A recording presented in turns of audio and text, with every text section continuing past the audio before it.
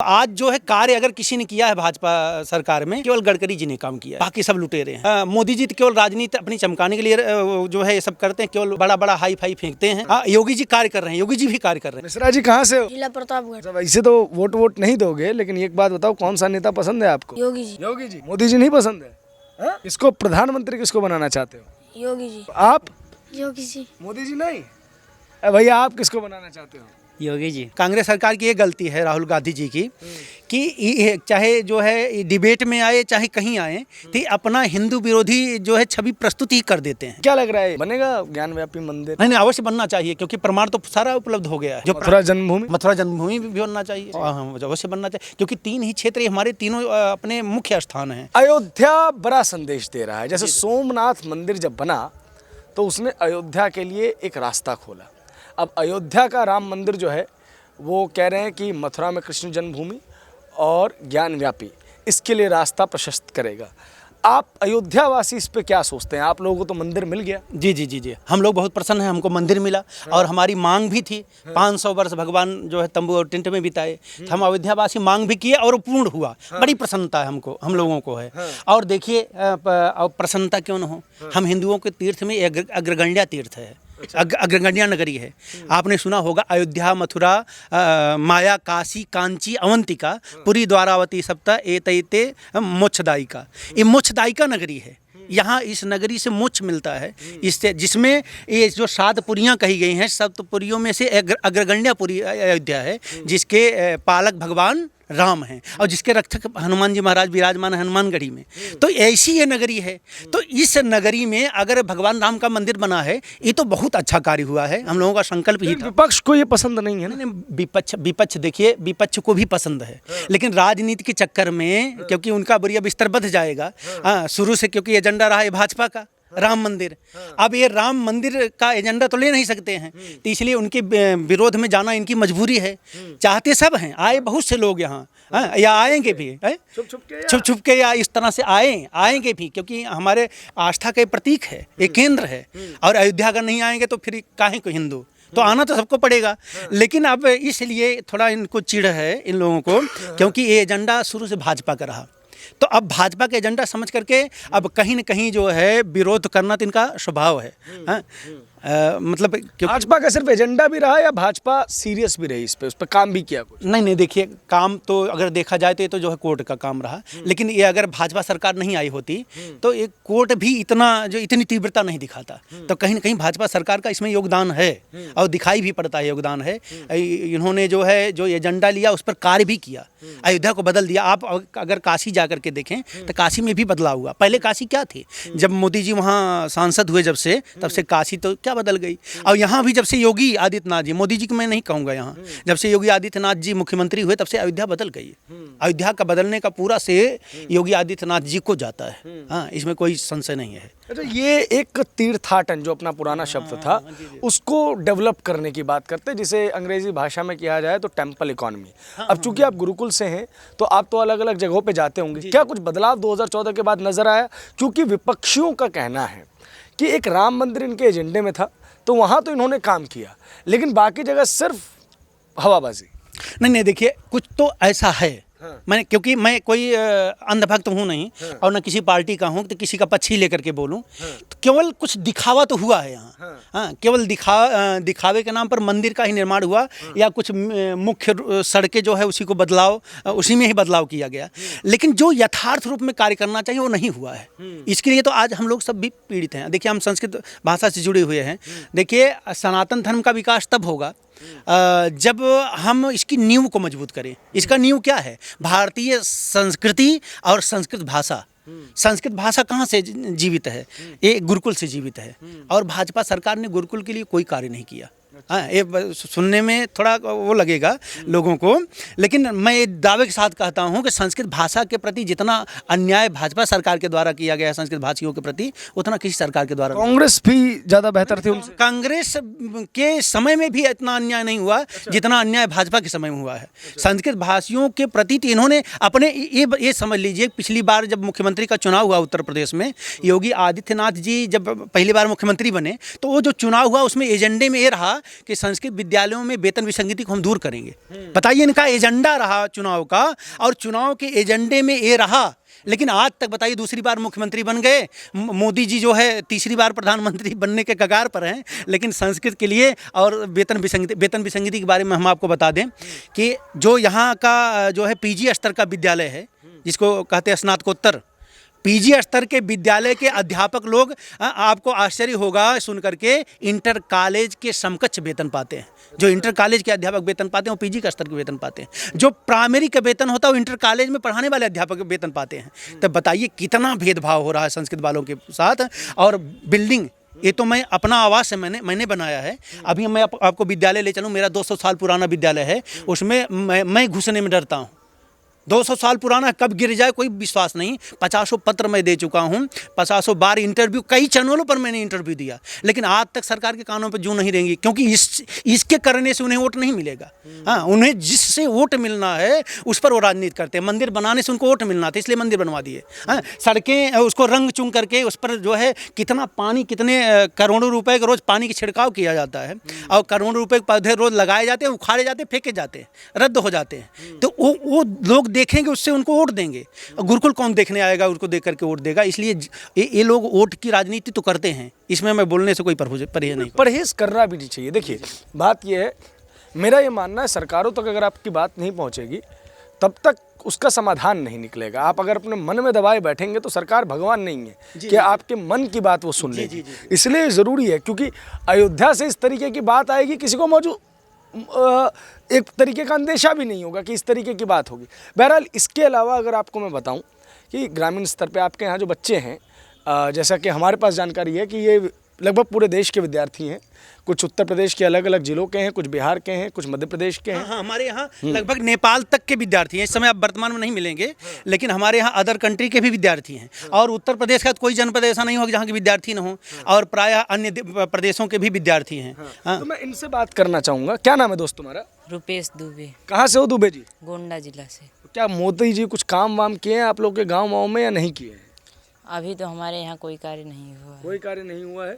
अच्छा, क्या लगता है, मतलब कुछ बदलाव आया है पिछले 5 सालों में?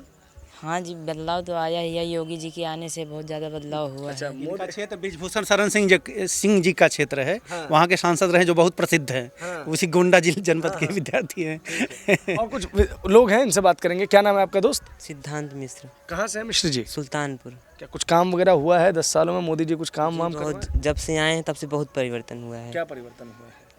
रोडें जो अच्छी थी, नाले जो थे वो अच्छे से बन गए हैं। रोडें अच्छे से बन गई हैं। जो इधर उधर पानी वेस्ट होते थे वो सब अच्छे से गलित होने लगे हैं।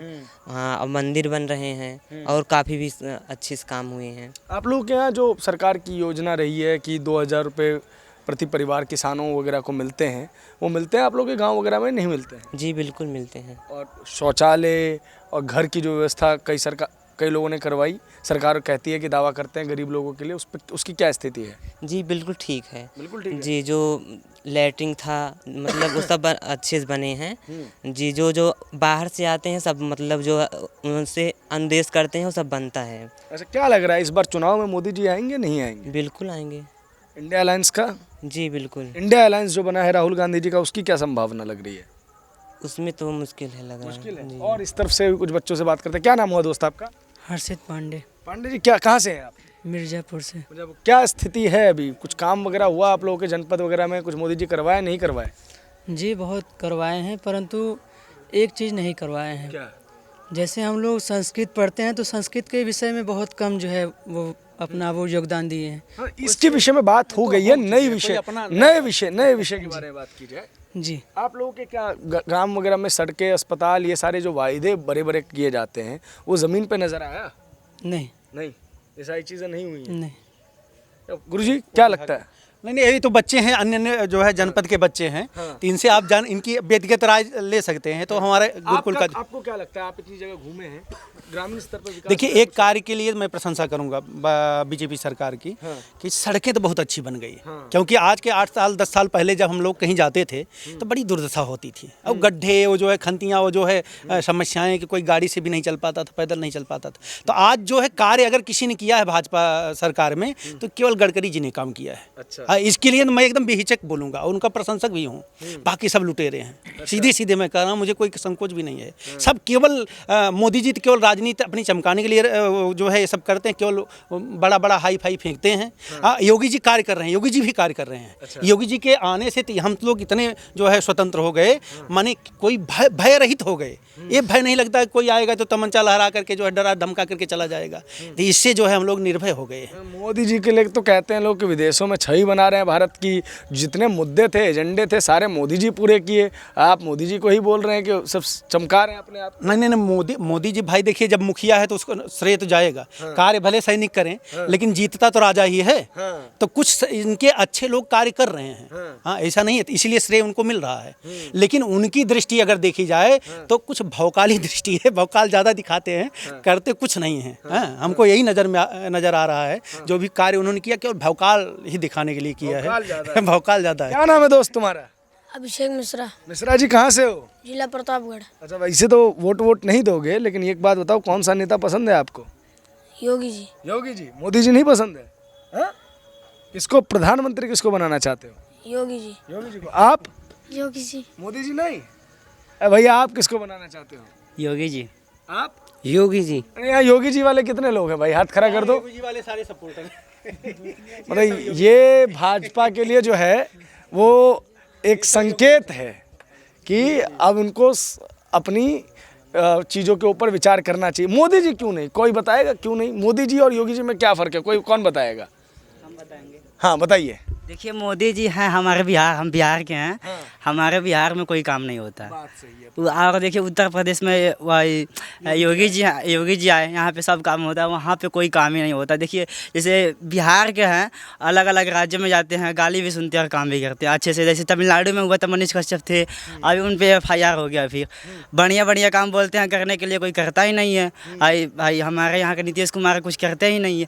अभी फिर वो वोट लड़ने वाले हमारे पश्चिमी चंपारण से, उनको FIR हो गया।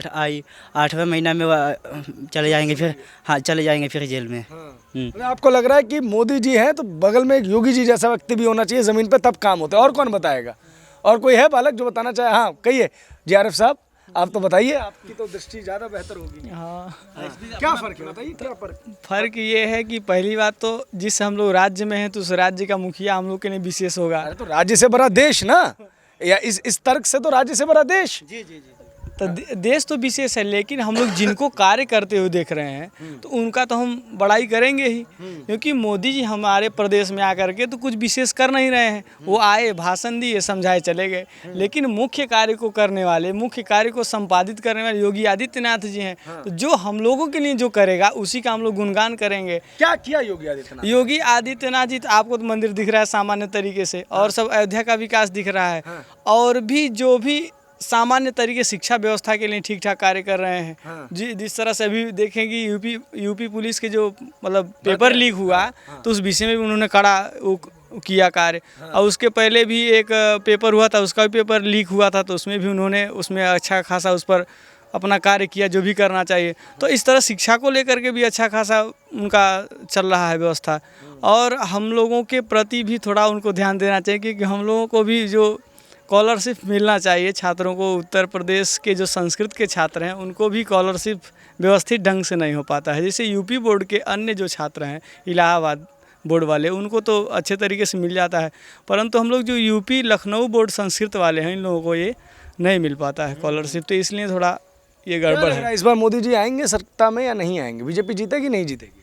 बीजेपी तो जीतनी ही चाहिए, क्योंकि जिस तरह से वो अपना भौकाल बनाते हैं तो उसमें तो बना ही लिए हैं अपना व्यवस्थित ढंग से। राम मंदिर तो बनवा दिए, तो उनका तो वोट बना ही एक तरह से। तो वो तो आएंगे ही, लग रहा है कि आ जाएंगे। आना चाहिए या नहीं आना चाहिए?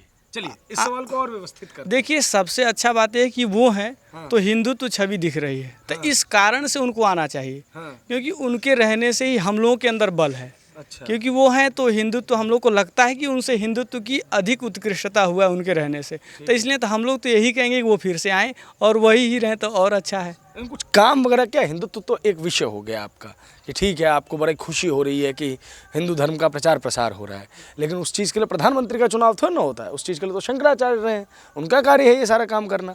ठीक है, डेवलपमेंट हुई, विकास हुआ, आपको सुरक्षा मिली, आपको अच्छी शिक्षा मिली, जल मिला, भोजन मिला, उनकी व्यवस्था सरकारों ने करवाई या नहीं करवाई? ये सब तो उनके द्वारा कार्य ठीक से हो रहा है, इसमें कोई कमी नहीं है।